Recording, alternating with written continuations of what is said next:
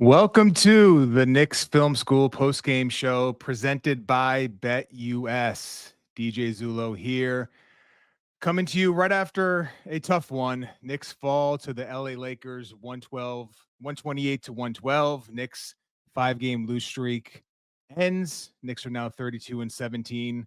LeBron James goes for 33, 12, and 11. The Knicks 2 stars, as we will get into and try to analyze and figure out and dissect, both of their stars struggled mightily against a really impressive Laker defense.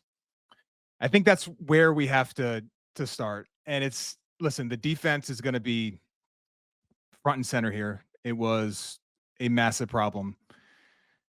But to me, I'm looking at this offense that has been elite this season, this offense that is going to go down likely in the regular season, at least, as the greatest offense in history of the New York Knicks.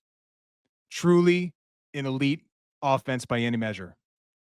They continue to have massive, not big problems, massive problems against a small set of teams that are rangy, that are physical, that switch, that can take the Knicks out of their offense. We've seen it with Oklahoma City. We've seen it with Boston. And we saw it tonight against the Los Angeles Lakers team playing without Anthony Davis. But what that gave them this opportunity with DFS coming off the bench and Hachimura and Vanderbilt to get into passing lanes, to show bodies at the Knicks stars and eliminate the Knicks pick and roll option from the table. The Brunson Cat pick and roll, while not as lethal as it was in November, is still as dynamic a two-man action as there is in the NBA. And the Lakers effectively told the Knicks, you're not using that action today. You're going somewhere else. And that somewhere else just wasn't good enough. And again, the defense is its own. I could do two monologues, one on the offense, one on the defense, because there's problems on both sides. But I'm looking big picture here. This is just one game. But this game does represent something that the Knicks are going to have to figure out. This game represented an issue the Knicks have that they don't, not that they don't have a good answer for. They don't have a decent answer for. They have no answer for it right now. When teams can put a physical, strong wing on Karl-Anthony Towns, and when they can show bodies of Jalen Brunson, the Knicks have problems. And if they're going to view themselves as an offense that can win a championship, that is the answer they have to figure out. And at this point of the season, basically halfway through, that is an open question. And it's a worrisome position to be in as a fan of this team. And I'm sure as a coaching staff that is looking to build towards title contender. So that is, to me, an alarming aspect to where this team is right now. Now, there was other factors here. Losing OG Anunoby, playing only 16 minutes to what the Knicks PR is right now, at least, calling a foot sprain. Though I think a lot of us have a little bit of skepticism around that because we all saw him reach down to his lower calf area. We all saw it. But anyway, to give the Knicks the benefit of the doubt, he leaves with a foot sprain. The Knicks lost a critical spacer from the game. OG Anunoby in those 16 minutes, +1. It wasn't just his defense on LeBron James. It was the fact that he is a reliable floor spacer, and that necessitated more minutes for Josh Hart and Precious Achiuwa together. And as well as those two played individually at times against this particular defense, as rangy and as physical and as good as they were, that was not going to get it done. So losing OG Anunoby is a major theme of this game. But we're now, as I said, halfway through the season, basically, and the Knicks have not figured out a way to counter this attack.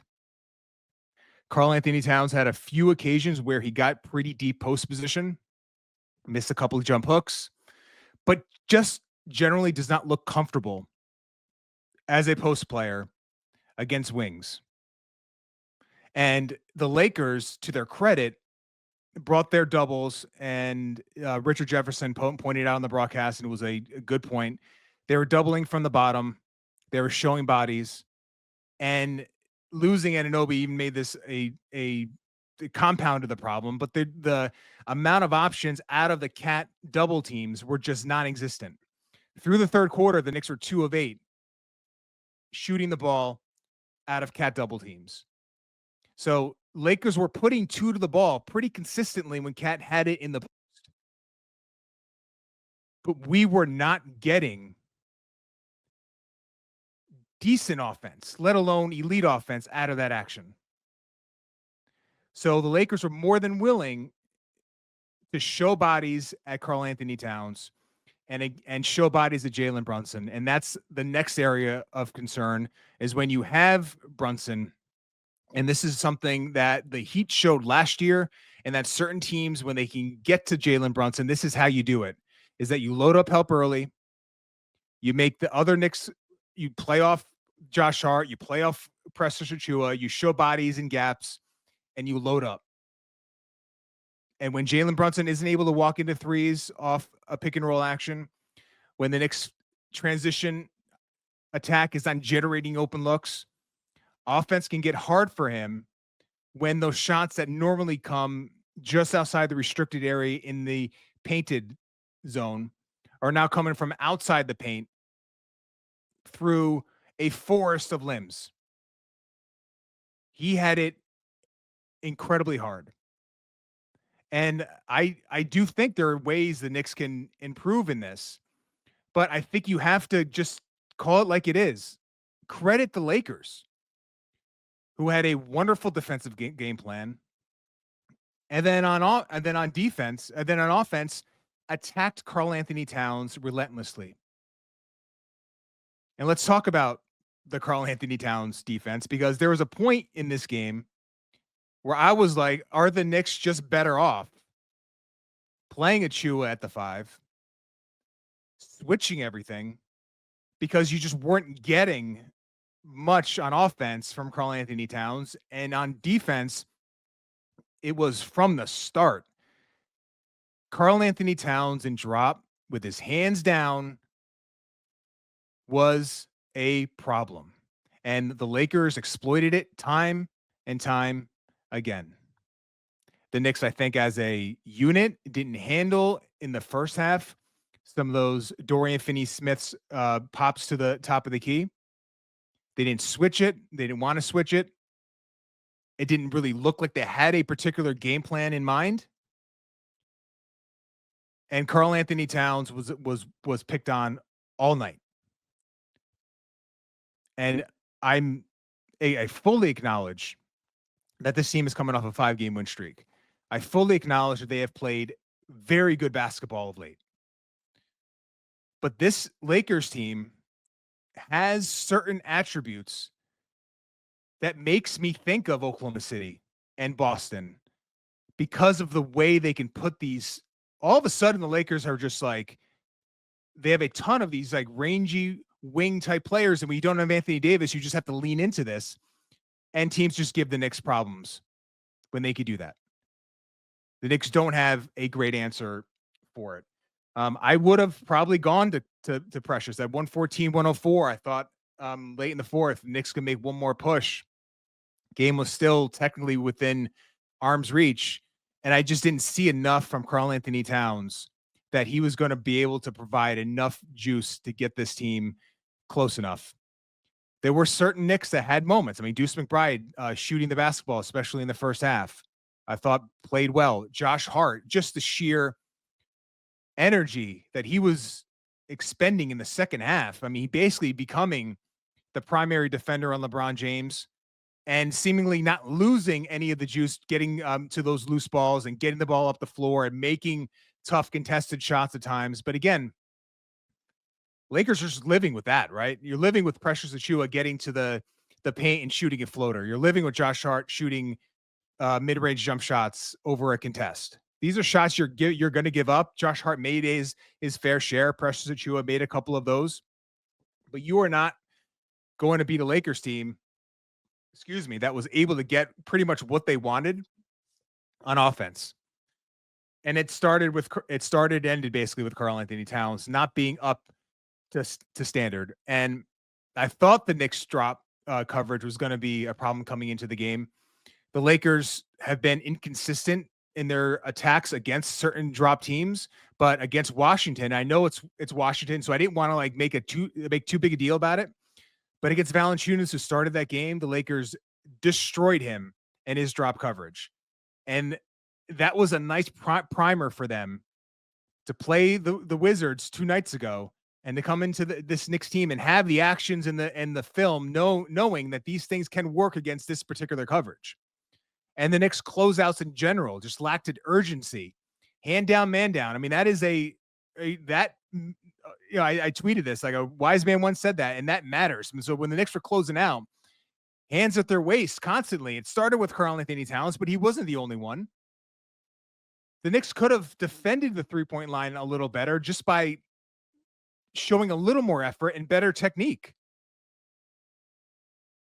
Listen, Lakers shot in a way that makes me want to think this is one of those shot-making luck games where the team you're playing, especially one that is not known to be an elite 3-point shooting team, just has a great shooting night. But how many of these shots were wide open? And this has been a season-long issue. While the Knicks, the trend line has been going in the right direction in terms of the total amount of threes the Knicks are allowing on a game-to-game basis, they are still giving up their fair share of wide open ones. Lakers on the night, 19 of 40 from three. 47%. How many were just wide open? And how many were the product of a coverage scheme that just was not the one to utilize? And if you want to start the game in that way, you want to start in a more conservative approach, which is going to be where Tibbs sort of the fallback is, and where I tend to side with him in terms of like having your base coverage be dropped, keep the ball in front, try to limit the total amount of threes. But when Austin Reeves steps into a 3-point shot, I think the second possession of the game, it immediately raised a red flag for me. Like, okay, then the Lakers they have an agenda here. And then speaking of agendas, I tweeted this other thing about like how special it is LeBron playing at MSG and how we're just not going to get many more of these. And I do find myself watching him, even against my team, doing things. And I just marvel at the athleticism that's still there, the unnatural ability to just read the game. There were quiet points in the game where he was calling out sets and screens and basically quarterbacking the defense from his low man help position. Astounding stuff that he just is a one of one in terms of his ability to do these things. But when he's in the first quarter taking mid-range fadeaway elbow jumpers, the man has an agenda coming into the night. And you saw this when Kobe would have big games at MSG. And I think Kobe's like the second or ABC had the graphic. Kobe's like second or third in terms of career scoring mark at MSG in terms of points per game. LeBron's, I think, in the top 5. But Kobe would have these games where he would come out and you would just know, MJ was like this too, you would just know the agenda's clear. He's going for a big one. And at LeBron's age, a big performance is 33, 12, and 11. It's not a 50-point game. But you knew going in to this game that he was going to come out and try to make a point. And when he was taking those shots, which for the Lakers was was the only point in the game where they were sort of freelancing and not getting into the actions that they ended up utilizing quarters 2 through 4, attacking the Knicks and drop. It was a lot of freelance ISO, just LeBron going to work stuff. But it was clear what he was trying to do. And once he made those shots in that early part of the game, a couple times, Shamet got switched on to him. It was like, all right, I see where this is going. And I think that might have spooked Tibbs a little bit in terms of like his ability to then switch actions. And then once you lose Anunoby, then you're at the mercy of either playing big and just not having the requisite spacing required to put up a fight as an offense, or go small and just not being able to utilize that switch option against some of these actions, which limits how you're going to go. I mean, you can't understate how much the Anunoby injury in this particular game. We don't know what this means, long term. Is this a day-to-day thing? Is this a several week thing? Mark, if you end up getting any news like on X or posted about this from either from the Knicks or the Knicks beat, maybe from Tibbs postgame about the injury or anything they know about it. Okay, so Mark just posted here. Tom Thibodeau said OG Anunoby's x-rays were negative on the right foot sprain. He said he doesn't know if Anunoby will get an MRI. Yeah. All right. So not saying a whole lot. And if this is a soft tissue type thing, maybe an x-ray was likely to be negative here, but the MRI is going to be telling, or they were worried about like maybe a fracture in the foot that is clearly not the case. So a clean x-ray, good news. Doesn't know if he's going to get the MRI, but I think we can sort of at least breathe a sigh of relief that the worst case scenario and the scenario we were all thinking when he immediately grabbed the lower part of his leg, that the worst case scenario is off the table. But we don't know exactly, of course, like how long this injury is going to keep him out. I've talked about how this Knicks starting lineup has been fortunate to have as much good luck with the health situation as any team in the NBA. Maybe more than any team in the NBA. I mean, it's not just the amount of minutes in terms of how many times the starting lineup has got to play together. It's the fact that they have been healthy. So we're clearly going to lose. I think it's pretty clear, at least from my perspective, that Anunoby is going to miss some time here. Hopefully it's a short duration. But it does beg the question, like how this team handles that, because there is going to be a size, athleticism concern here. And you saw that in this game. Shamet, McBride, Payne, who saw 5 minutes of action, took some ill-advised threes, didn't see the floor again. Knicks are small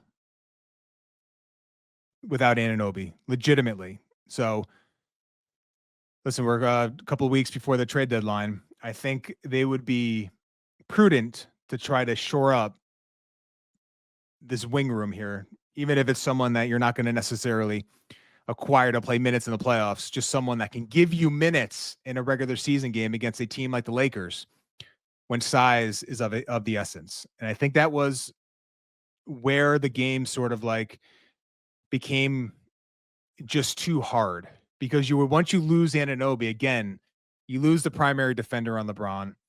You lose a critical floor spacer. You lose your best transition finisher. He's so important to what this team does on both ends. And he was, of course, playing as well offensively as he has all year. Defense has been ticking up. So it's a shame that he went out in this game. And it really brought to bear some real concerns about the depth of this team in terms of the guy that you could rely on to defend threes and fours. Knicks, Shamet fights and Deuce will fight, but there's a limitation, size, strength, and the whole thing that the Knicks are going to have to figure out. But losing Anunoby in this game, because when Towns had those doubles, I mean, there were times where I almost saw his brain work, where he has the ball and it's in his right hand. He's trying to find an option. The person guarding Achua is pulled in to the opposite block. Achua's in the far weak side corner. The pass is likely can be made based on Cat's size and his ability to make that.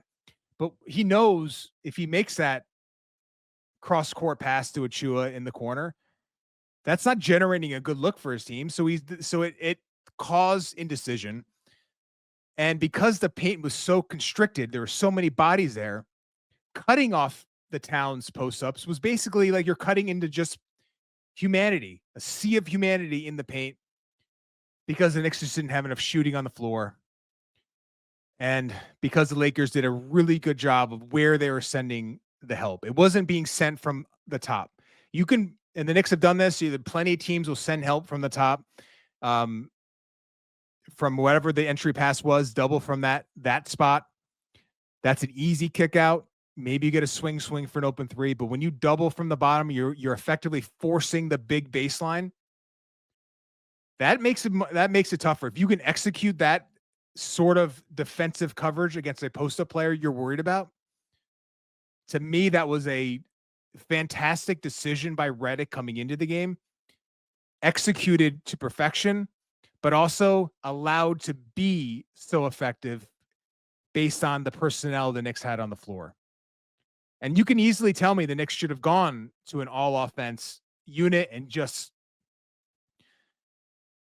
size be damned, defense be damned. Let's get as much shooting on the floor as possible because we have to figure out a way to make Cat's life just a little bit easier.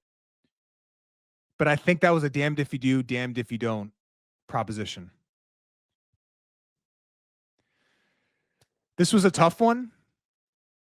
This was a tough one that could have been catastrophic in terms of the OG Anunoby injury. I think we all should just exhale a little bit and just be thankful the injury doesn't look to be that serious in terms of putting his season in jeopardy. And as I mentioned, Oklahoma City, Boston, maybe this Lakers team, there are a tiny group of NBA teams that could do this to this New York Knicks offense. Now the question is, will you have to go through Oklahoma City? Will you have to go through Boston to get to Oklahoma City? And if you get past Boston, can you do this against Oklahoma City? That's where this question, I think, is legitimate. But if you take a step back, 32-17, this is a really good basketball team. They're going to have to figure out how to manage this potential OG Anunoby absence. But these losses happen, man. LeBron James came out and he played like a all-NBA player. He doesn't have it every night in this way. MSG, as anyone who has watched stars come into this building and had great games, we know this building does something to these guys. There's an extra gear that can happen, and every once in a while it beats you. And that's what happened. I give credit to the Lakers. I give credit to, of course, LeBron James. But I don't want to end this without acknowledging that this is a micro problem in a season that overall has been a real positive start and shown signs that this team can get to where we all think they can get to. But it does bring together certain questions that they're going to have to figure out. And luckily, there's plenty of time to do it. The only concerning part is that I don't think there's a great answer for it.